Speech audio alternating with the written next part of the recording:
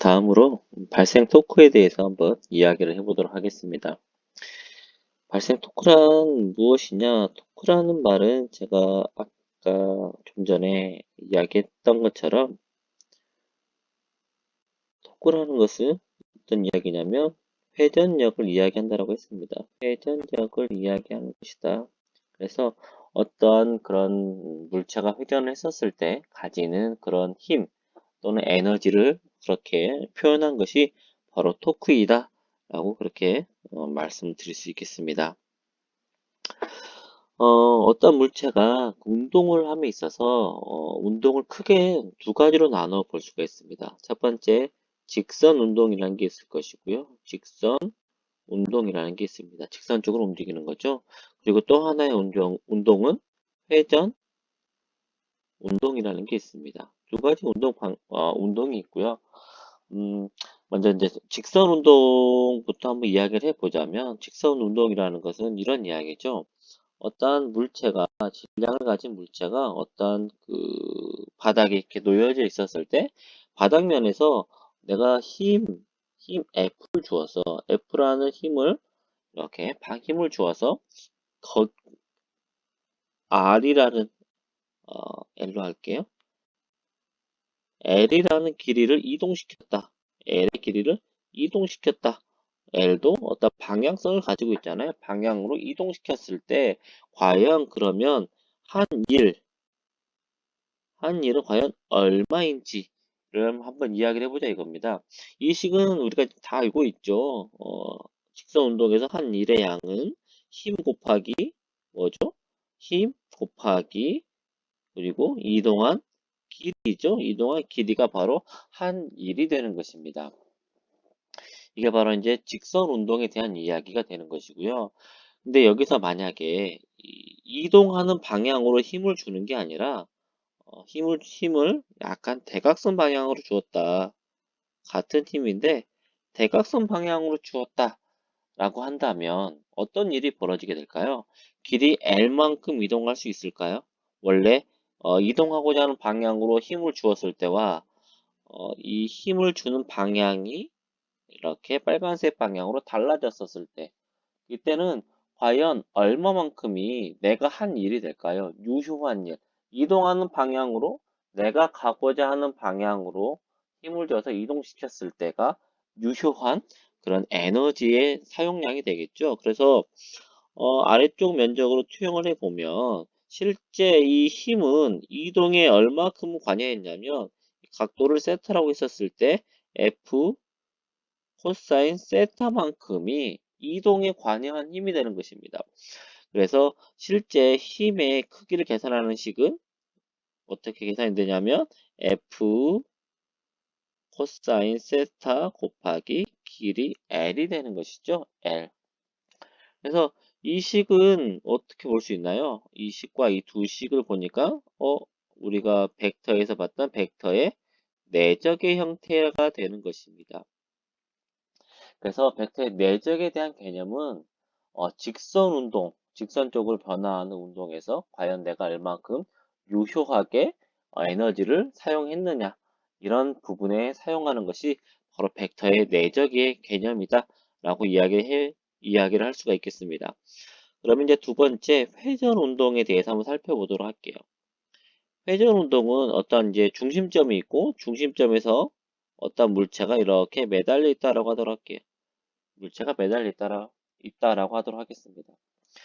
이렇게 매달려 있는 물체에 힘을 주는 것이죠. 힘을 가해줍니다. 회전을 시키려면 수직 방향으로 힘 F를 주었을 때 과연 어떤 현상이 벌어지느냐 이겁니다.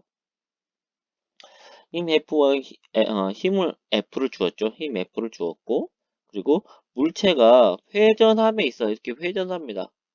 회전을 한다라고 했었을 때 회전을 하게 되면 물체는 어디로 이동하려고 합니까? 물체가 이동하려고 하는 것은 원심력에 의해서 어디로 가게 되냐면 바깥쪽 방향으로 이렇게 이동하려고 하는 그런 원심력이 작용을 하게 되죠. 그래서 이 초록색을 이 반지름 방향이 가지는 방향 벡터로 이렇게 방향 벡터로 나타내도록 할게요. 그러면 실제 어떤 물체가 이동하려고 하는 방향은 어디입니까? 원래 이동하려고 하는 방향은 이 원심력 방향이 되겠죠. 원심력 방향으로 물체는 그 회전함에 있어서 바깥으로 나가려는 원심력 방향으로 가려고 하는데 힘이 그의 수직 방향으로 힘을 가하게 되는 것이죠. 수직 방향으로 힘을 가하게 됩니다. 그러면 이것을 직선 운동에 적용해 주게 되면 값이 얼마일까요? 직선 운동에 적용을 해보니까 직선 운동으로 계산해 보게 되면 F 벡터 도트 그다음에 반지름 R 벡터를 해주고 이 값은 힘 F의 크기 곱하기 반지름의 크기 곱하기 이 사이각인 코사인 90도가 되어서 그 크기가 0이 되어 버리게 됩니다. 그러면 이 회전을 시켰는데 실제 한 일은 0이 되어 버렸다. 유효한 에너지가 하나도 없다라는 그런 결론이 되어 버리는 것이죠. 그런데 실제 이것은 회전을 함에 있어서 회전해서 바퀴가 어느 정도 굴러갔다라고 볼 수가 있을 것입니다. 그러면 이거 과연 한 일이 없을까요? 한 일이 없다고 할 수가 없는 것이죠. 그래서 그럼 회전 운동은 직선 운동과 다른 개념 정리가 필요하다라는 것을 우리가 생각을 해볼 수가 있게 되는 것입니다. 그러면 회전을 함에 있어서 가지는 회전력을 보니까 회전력은 이 힘이라는 게 어느 방향으로 작용을 해야 가장 큰 회전의 힘이 만들어질 것이냐를 생각을 해 봐야 됩니다. 직선 운동은 내가 이동하고자 하는 방향과 같은 방향의 힘이 가해질 때 가장 그 에너지를 잘 썼다, 가장 효율적으로 에너지를 소비했다라고 이야기할 수 있다면 회전 운동에서는 내가 원심력에 의해서 외부로 나가려고 하는 반지름 방향에 대해서 수직 방향으로 수직 방향으로 힘이 가해졌을 때 회전력이 가장 강하다라고 볼 수가 있겠죠. 이 각도를 제가 이제 파이라고 하도록 할게요. 이 파이라는 각도가 몇 도일 때? 90도일 때, 90도일 때 최대가 되더라 이겁니다. 최대가 될 것이고요. 그러면 언제 이 회전력은 최소가 될까요? 언제 회전력이 최소가 되냐면 힘, 회전 방향으로 향하는 게 아니라 같은 이 반지름 방향을 향해 버린다면, 즉 각도인 파이가 0도가 되었을 때 회전력은 최소가 된다라고 그렇게 정의를 해 볼 수가 있을 것입니다. 90도일 때 최대가 되고 그리고 0도일 때 최소가 되는 것을 살펴본다면 여기에서 이제 한 가지 가지고 또 이야기를 해보도록 하겠습니다. 그러면 과연 이 대각선 방향으로 향했을 때 힘 F가 대각선 방향으로 향했을 때 과연 이때의 회전력은 어떻게 구해질 것이냐는 것입니다. 그러면 이 회전력이 최대가 되는 방향은 수직 방향이었죠. 수직 방향이 이게 최대가 되는 방향이었기 때문에 그러면 이 힘이 수직 방향으로 과연 얼마만큼의 크기를 가지는지가 중요할 것입니다. 힘이 얼마큼 세게 만들어지냐라는 것은 얼마큼 수직 방향이 되느냐라는 것이죠. 그러면 그 크기는 이렇게 초록색의 수직 벡터의 크기가 될 것입니다. 이 각도는 파이가 될 것이고, 그러면 이 길이는 힘 F 곱하기 사인 파이가 된다라는 것이죠. 사인 파이가 되어서 결국에 이 회전력은 어떻게 됩니까? 회전력인 토크 T는 반지름 벡터의 크기 곱하기 그 다음에 힘 F의 크기 곱하기 사인 파이의 크기로 만들어지더라 이겁니다. 이게 바로 회전력의 크기가 되는 것이죠. 회전력의 크기가 되는 것입니다. 회전력의 크기. 그래서 이 식을 가만히 살펴보게 되면 어떤 식입니까? 이 식은 이 반지름 벡터인 R 벡터와 그리고 힘 벡터인 F 벡터의 벡터 외적의 연산이 되는 것이죠. 벡터 외적으로 나타내 줄 수가 있는 것입니다. 그래서 이 토크를 계산하는 식은 반지름 벡터와 그 다음에 힘 벡터의 외적 연산으로 계산할 수 있다라는 것을 여러분들한테 이제 말씀드릴 수 있겠고요. 그리고 이제 회전을 하면 힘을 이렇게 시계 방향으로 힘을 줄 수도 있을 것이고요. 그 다음에 반시계 방향이죠. 반시계 방향으로 힘을 줄 수도 있을 것이고, 그리고 시계 방향으로도 힘을 줄 수가 있을 것입니다.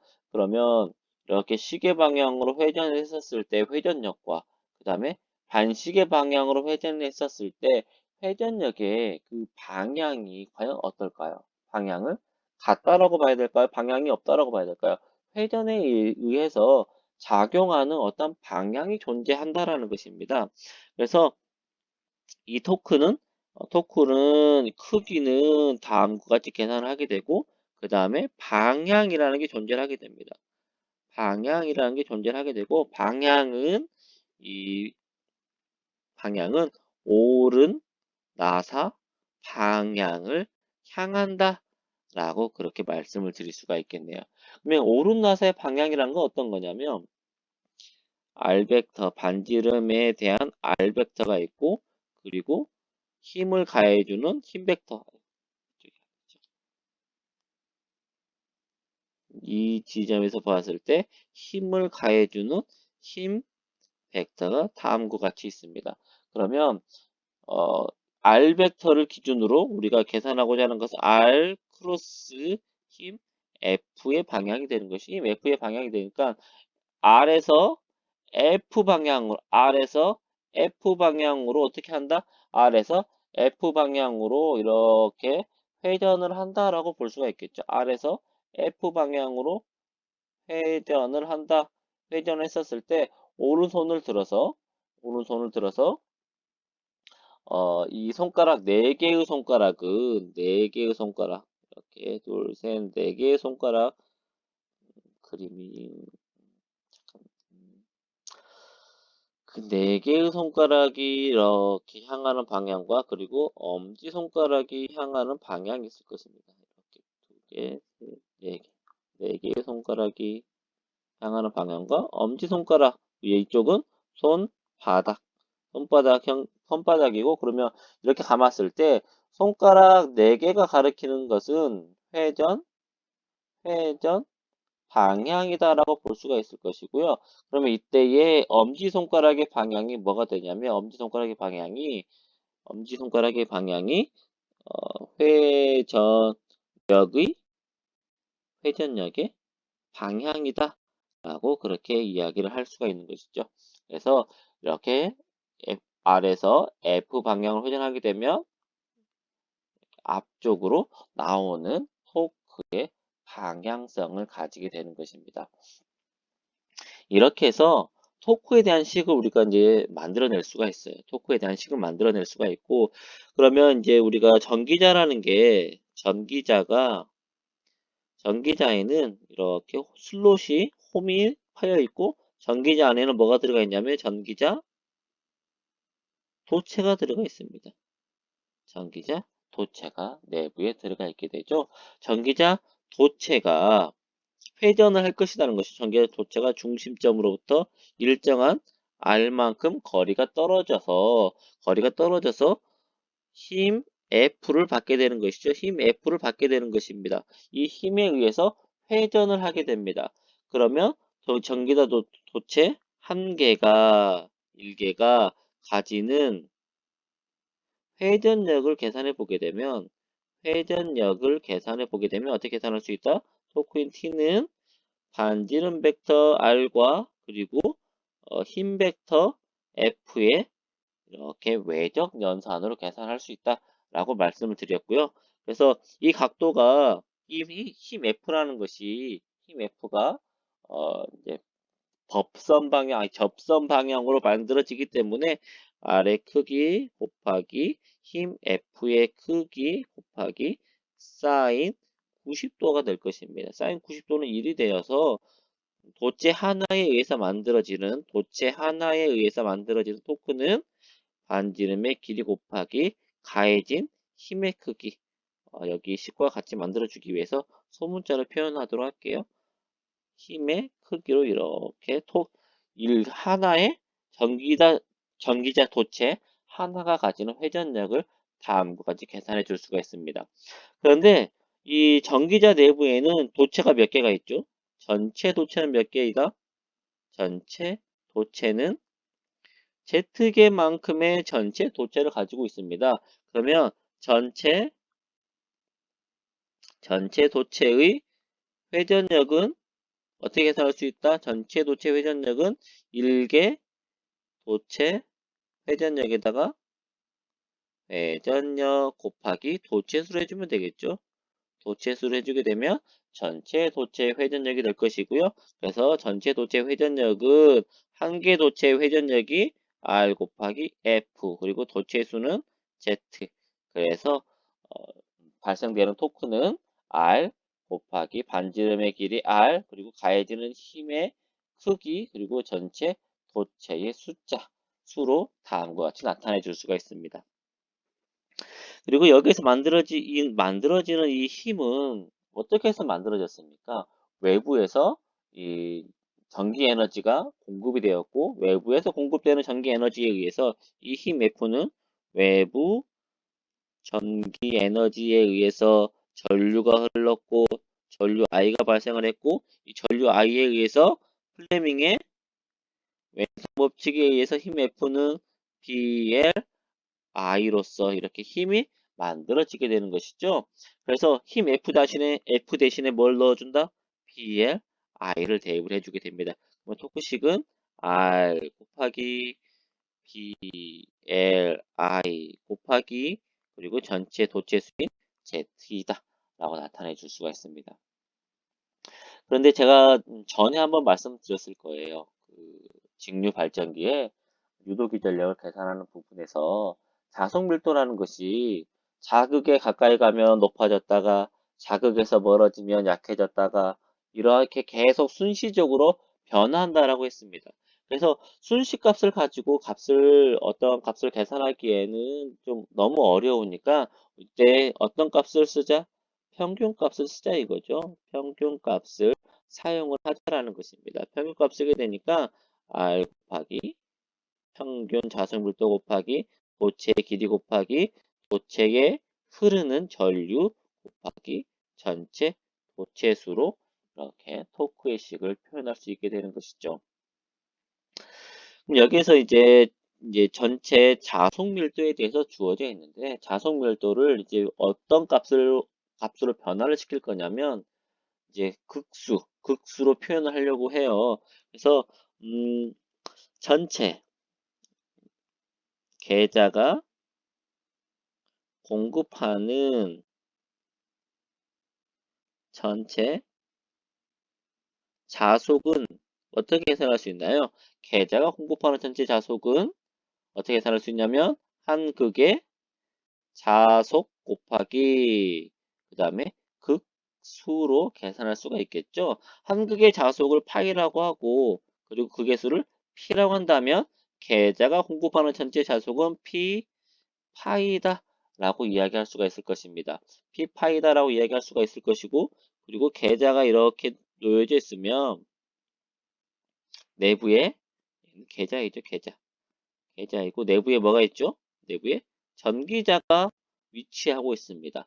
그러면 계좌에서 공급되는 자속이 모두 전기자를 거쳐서 N극, S극이라고 한다면 전기자에서 나온 자속이 모두 계좌에서 나온 자속이 모두 전기자를 거쳐서 다시 계좌로 돌아간다라고 이렇게 본다면 이 계좌에서 공급되는 자석은 다 어디로 들어간다? 전기자 내부로 공급된다라고 볼 수가 있겠죠. 계좌가 공급하는 전체 자석이고 그 다음에 전기자가 공급받는 전체 자속을 한번 계산을 해보자 이겁니다. 전기자 공급받는 전체 자속은 이 표면적을 통해서 전기자의 원통형의 표면적을 통해서 이 계좌의 자석이 전기자 내부로 들어오게 될 것입니다. 그러면 전기자가 공급받는 전체 자속을 어떻게 계산할 수 있다? 이 면적으로 도체의 이 전기자 도체의 표면적은 얼마이죠? 표면적을 넓게 펼쳐서 보면 도체의 길이이고 호의 길이 2파이 r이 됩니다. 반지름의 길이를 r로 잡는다면 그래서 전체 면적은 2파이 r l이라는 면적으로 BA라는 평균 자속 밀도가 이렇게 공급받는 그런 식으로 표현해 줄 수가 있는 것이죠. 그래서 손실이 전혀 없다라고 가정한다면 계좌에서 공급하는 전체 자속이 전기자 내부로 모두 들어온다라고 한다면 다음과 같은 식이 성립이 됩니다. 계좌에서 공급하는 전체 자속은 전기자 내부에 들어오는 전기자의 표면적을 통해 들어오는 평균 자속 밀도와 같다라는 식으로 이렇게 정리할 수가 있게 되는 것입니다. 그럼 이 식에서 보면 BA, R, L, BA, R, L에 대해서 정리해 줄 수가 있겠죠. BA, R, L에 대해 정리해 주니까 2파이분의 P 파이다라는 식을 만들 수가 있습니다. 그러면 이제 토크식이 지금 좀 복잡하고 지저분해 보이는데 토크에 대한 식을 유도하는 과정이다라고 생각을 하시면 되겠습니다. 여러분들 이제 프린트물을 따로 보시고요. 이걸 옆에다가 따로 정리해서 이렇게 보시면 좀 더 이렇게 나올 수가 있는데 어, 토크에 대한 식을 다시 정리를 해주면 R 곱하기 원래 BA 곱하기 길이 L 곱하기 도체에 흐르는 전류 곱하기 전체 도체수였는데 BARL이 어떤 값과 같다? 2파이분의 극수 곱하기 한 극의 자속과 같다라는 식을 만들 수가 있게 되는 것이죠. 그러면 토크식이 어떻게 바뀌게 되냐면 토크는 2파이분의 P 파이 곱하기 I Z이다 라고 나타내 줄 수가 있습니다. 아까 제가 이 전류 I를 뭐라고 나타냈냐면 전류 I는 어떤 거다? 전기자 도체에 흐르는 전류다라는 것입니다. 흐르는 전류예요. 흐르는 전류이다. 전기자 도체에 흐르는 전류는 어떻게 계산할 수 있냐면 전기자 도체가 이렇게 어떤 병렬 회로를 가지고 구성이 되겠죠. 중권이냐 파권이냐에 따라서 이렇게 병렬 회로를 가지고 구성이 될 것입니다. 그러면 전체에 이제 전동기니까 내부로 공급받는 전체 전기자 전류가 있을 것입니다. 그러면 하나의 이 병렬 회로마다 들어가는 전류 I는 어떻게 계산할 수 있다? 병렬수로 전기자 전류를 나누어 주면 계산할 수 있게 되는 것이죠. 그래서 이 전류는 어떻게 계산할 수 있냐면 병렬 회로 수분의 전기자 전류로서 계산해 줄 수 있게 됩니다. 그래서 토크식이 최종적으로 토크식은 어떻게 나타나게 되냐면 최종적인 토크식은 2파이분의 P 파이 곱하기 A분의 IA 곱하기 Z이다 라는 식으로 토크식을 우리가 계산해 줄 수가 있어요. 그래서 교재에서 보게 되면 여러분들 지금 여기 주어져 있는 이 식이 토크에 대한 식이다 라고 제가 말씀드릴 수 있겠습니다. 그래서 이 식에서 이제 보니까 이 식에서 전기자 도체수 변하지 않을 것이고 극수도 변하지 않을 것이고 이파이도 변하지 않을 것이고 그리고 병렬 회로수도 변하지 않을 것입니다. 그래서 이런 값들을 상수 K2로 취급해 버리게 되면 토크는 상수 K2 곱하기 자속 파이 곱하기 전기자 전류 IA로 표현해 줄 수가 있게 되는 것이죠. 그래서 이렇게 해서 계산한 값은 우리가 힘을 가지고 계산했잖아요. 처음에 힘을 가지고 계산했기 때문에 단위는 뉴턴 그리고 반지름의 길이를 가지고 계산했기 때문에 뉴턴 미터의 단위로 우리가 토크를 계산할 수 있게 됩니다. 그런데 1kg은 9.8N이잖아요. 우리가 중력 가속도인 9.8을 곱해주게 되면 1kg은 9.8N이 되고 1N은 9.8분의 1 킬로그램이다 라고 나타내 줄 수가 있을 것입니다. 그래서 뉴턴.미터의 단위를 킬로그램.미터의 단위로 바꾸게 되면 원래 값에다가 9.8로 나누어 주면 된다는 것이죠. 그래서 식 2.2와 같은 식 토크식이 다음과 같이 이렇게 만들어지게 됩니다. 이 식에서 여러분들 K2라고 되어 있었어요. 여러분들이 K2로 이렇게 바로 K2로 외워버리는 경우가 있는데, 이렇게 여기에다 하나 덧붙여서 K2는 값은 얼마이다? K2 값은 2파이 A분의 PZ이다. 라는 것까지 하나 더 덧붙여서 알아두시면 좋을 것 같고요. 그러면 뭐 이 식을 알아두는 것도 좋지만, 원래 기본적인 식인 위에 있는 이 식을 알아두시는 것도 괜찮다라고 그렇게 말씀드리고 싶네요. 이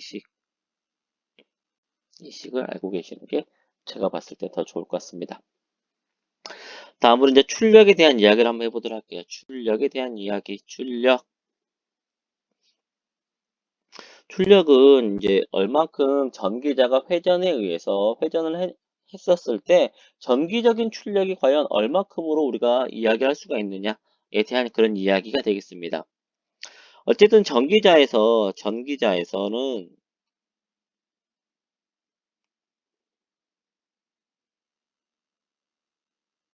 전기자가 회전을 했었을 때 나오는 출력은 회전에서 나오는 출력은 우리가 출력으로 볼 수 있는 것은 뭘 볼 수 있냐면 회전력을 볼 수 있겠죠.